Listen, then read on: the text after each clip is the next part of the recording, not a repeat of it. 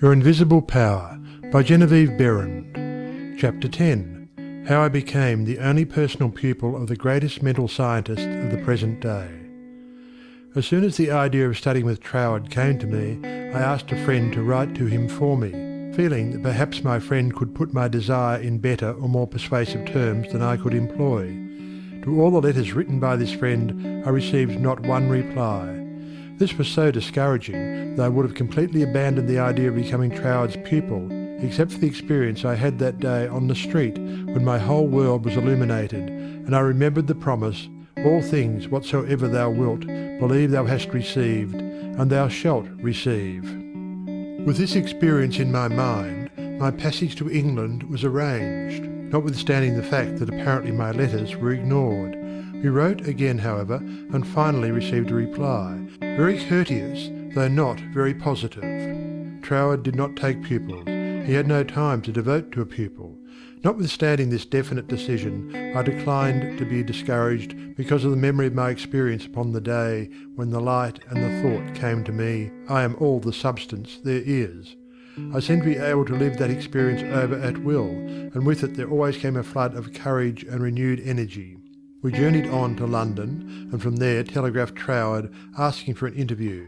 The telegram was promptly answered by Troward, setting a date when he could see us. At this time Troward was living in Ruan Manor, a little out-of-the-way place in the southern part of England, about 20 miles from a railway station. We could not find it on the map, and with great difficulty Cook's touring agency in London located the place for us. There was very little speculation in my mind as to what Troward would say to me in this interview. There always remained the feeling that the truth was mine, also that it would grow and expand in my consciousness until peace and contentment were outward as well as inward manifestations of my individual life. We arrived at Troward's house in a terrific rainstorm and were cordially received by Troward himself, whom I found, much to my surprise, to be more the type of a Frenchman than an Englishman. I afterwards learned that he was a descendant of the Huguenot race. A man of medium stature, with rather a large head, big nose, and eyes that fairly danced with merriment.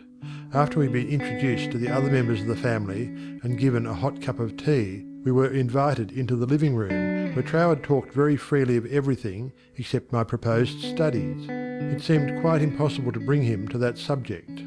Just before we were leaving, however, I asked quite boldly, "Will you not reconsider your decision to take a personal pupil?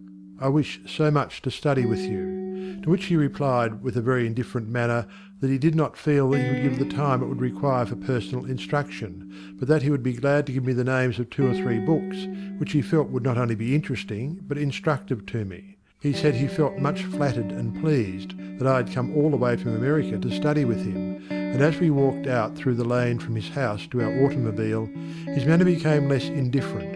A feeling of sympathy seemed to touch his heart, and he turned to me with the remark, "You might write to me, if so inclined, after you get to Paris, and perhaps, if I have time in the autumn, we could arrange something, though it does not seem possible now." I lost no time in following up his very kind invitation to write. My letters were all promptly and courteously answered, but there was never a word of encouragement as to my proposed studies. Finally, about 2 months later, there came a letter with a question in it.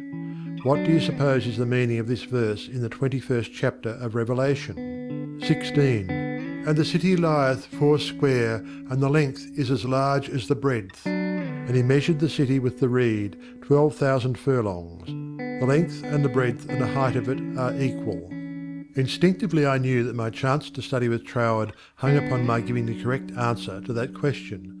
The definition of the verse seemed utterly beyond my reach. Naturally, answers came to my mind, but I knew intuitively that none was correct.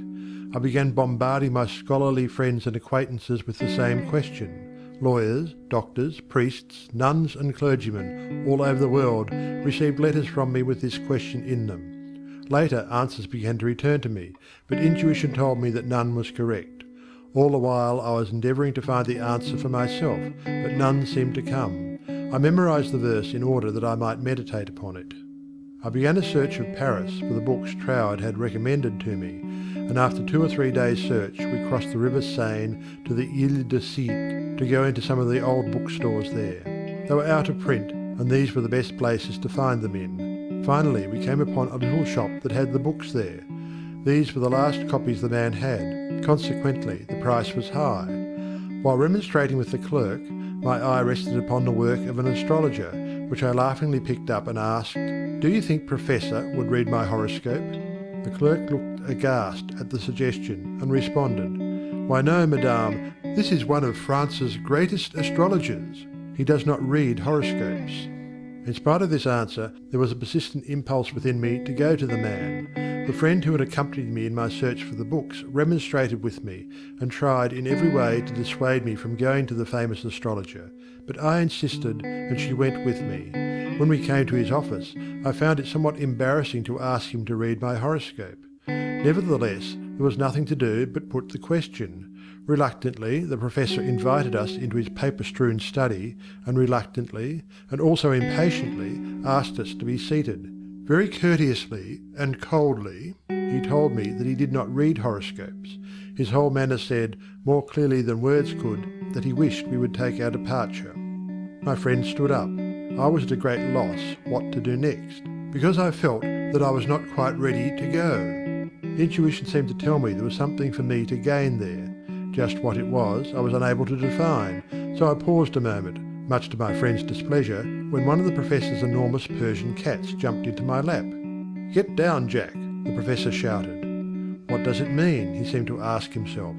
Then, with a greater interest than he had hitherto shown in me, the professor said with a smile, "I have never known that cat to go to a stranger before, madame. My cat pleads for you. I also now feel an interest in your horoscope, and if you will give me the data, it will give me pleasure to write it out for you." There was a great feeling of happiness in me when he made this statement. He concluded by saying, "I do not feel that you really care for your horoscope." The truth of this statement shocked me, because I did not care about a horoscope, and could not give any reason why I was letting him do it. However, he said, "May I call for your data next Sunday afternoon?" On Sunday afternoon, at the appointed time, the professor arrived, and I was handing him the slip of paper with all the data of my birth, etc., when the idea came to me to ask the professor for the answer to the question about the 16th verse of the 21st chapter of Revelation. The thought was instantly carried into effect, and I found myself asking this man what he thought this verse meant. Without pausing to think it over, he immediately replied, "It means, the city signifies the truth, and the truth is non-invertible. Every side from which you approach it is exactly the same." Intuitively and undoubtingly, I recognized this answer as the true one, and my joy knew no bounds, because I felt sure that with this correct answer in my possession, Troward would accept me as his pupil in the fall.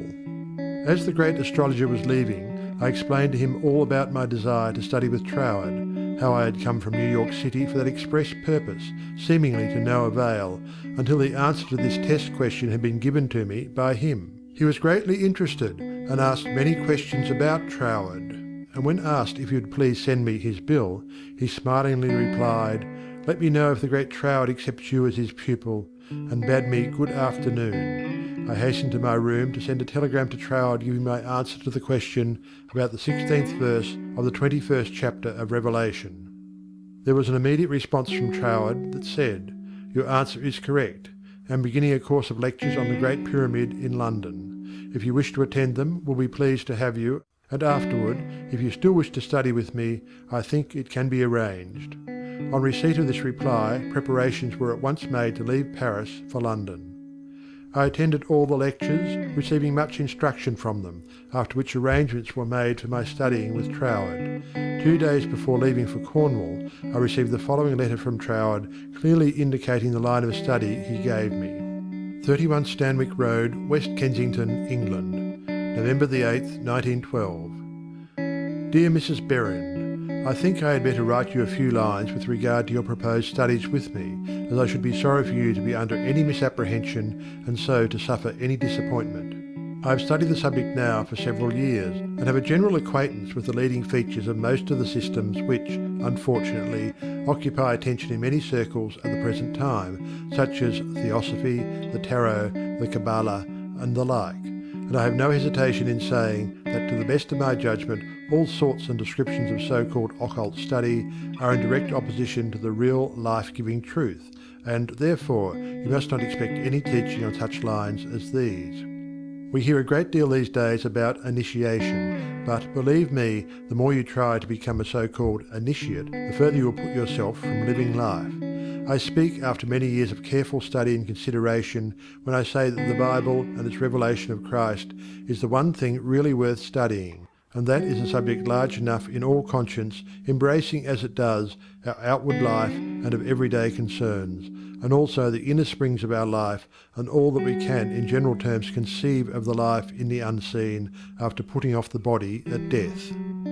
You have expressed a very great degree of confidence in my teaching, and if your confidence is such that you wish, as you say, to put yourself entirely under my guidance, I can only accept it as a very serious responsibility, and should have to ask you to exhibit that confidence by refusing to look into such so-called mysteries as I would forbid you to look into. I am speaking from experience, but the result will be that much of my teaching will appear to be very simple, perhaps to some extent dogmatic, and you will say that you have heard much of it before. Faith in God, prayer and worship, approach to the Father through Christ, all this is, in a certain sense, familiar to you, and all I can hope to do is perhaps to throw a little more light on these subjects, that they may become to you not merely traditional words, but present living facts. I have been thus explicit, as I do not want you to have any disappointment, and also I should say that our so-called course of study will only be friendly conversations at such times as we can fit them in, either you coming to our house or I to yours, as may be most convenient at the time. Also, I will lend you some books that will be helpful, but they are very few and in no sense occult. Now, if all this falls in with your ideas, we shall, I am sure, be very glad to see you at Ruin Manor, and that you will find that the residents there, though few, are very friendly, and the neighbourhood very pretty. But on the other hand, if you feel you want some other source of learning, do not mind saying so, only you will never find any substitute for Christ. I trust you will not mind my writing you like this, but I do not want you to come all the way down to Cornwall and then be disappointed. With kindest regards, yours sincerely, signed, T. Troward. This copy of Troward's letter, to my mind, is the greatest thing I can give you. End of chapter 10.